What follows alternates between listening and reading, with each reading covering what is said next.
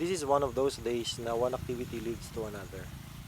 We went out thinking of going somewhere, kung saan we're not so sure. We thought of San Esteban pero along the way ay naisip namin na sa Pinsal Falls na lang kaya since matagal na rin naman tayong hindi nakakapunta doon. Merong bagong kainan on the way sa Pinsal. Okay naman, bagong options ng food, quiet ang paligid, at medyo artsy-fartsy din ang vibe. Ganda oh! Hey, scrambling tayo!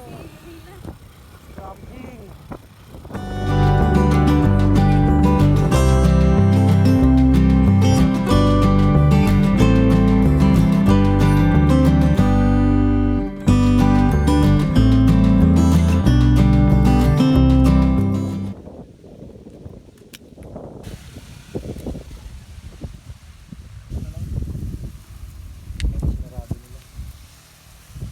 Malapit yung motor dito na. Oo.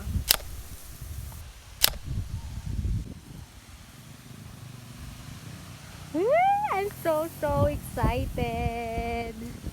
Lamig. Peace on here. Katulad ng isang kaibigang matagal mo nang hindi nakakakwentuhan, exciting na muling makita ang Pinsal Falls. Masayang masilayan ng kanyang malawak at tahimik na paligid. At syempre, ang refreshing na mabasa ng kanyang malamig na tubig. Lalo na ay ang maulanan ng kanyang talon.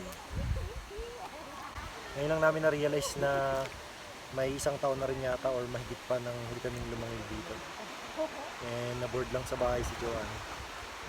Kaya gusto niya ng something. So here we are.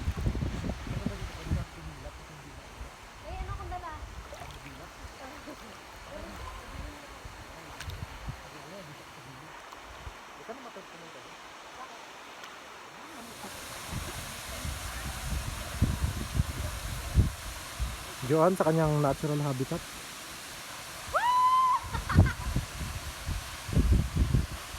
Kunin natin kahit walang sagwan. Ako yung magsasagwan. Ako yung...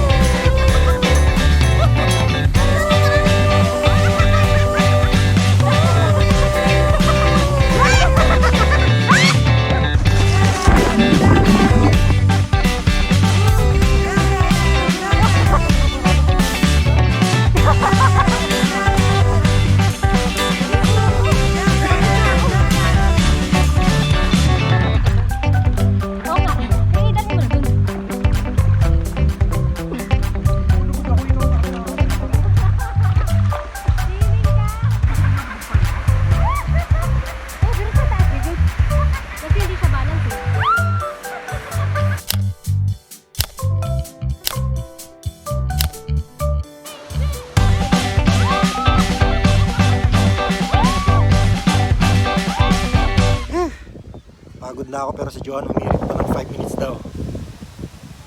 Isusoli na namin yung hiniram namin. Ayan. Paddle. So yan, sobrang nag-enjoy ako. Like, super nag-enjoy ako. And yung lakad na to ay hindi siya planado. Like, I just feel like, gusto ko mag-swim kaninang morning. Actually, tanghali, alas 12 yata. Pero, ang init sa dagat. Tapos, yung bagong motor namin ay hindi pa siya register. Hinihintay pa namin yung papers niya. So, hindi kami pwedeng pakalat-kalat sa highway. Kaya, sinadjust ni Rambo na pumunta kami dito sa Pinsal, which is really nice. Sobrang nag-enjoy talaga ako. Like, really nag-enjoy ako. Today is a beautiful day. And look at that. Tingnan yung paligid. Kapag tag-ulan, pati doon, malakas yung waterfalls. Tsaka dito, sobrang lakas. Tapos dito sa lugar na to, sa kinakatayuan ko, kapag sobrang lakas ng ulan, tapos kakagaling ng bagyo, wala ito. Puro to water hanggang doon. Kaya yung mga boat na yan, ayan, parang buo yan dito, papunta doon. Pero dahil ngayon ay summer, kaya ito lang na part yung merong water. I'm so lucky. Kasi I have this beautiful man who really loves me. And hanggang ngayon, meron pa ring ubo. Darling, I love you. I love you more. So, ayan, we are going home. And suot-suot ko yung damit niya. Ito yung long sleeve niya kanina. Kaya, ako yung nagsuot.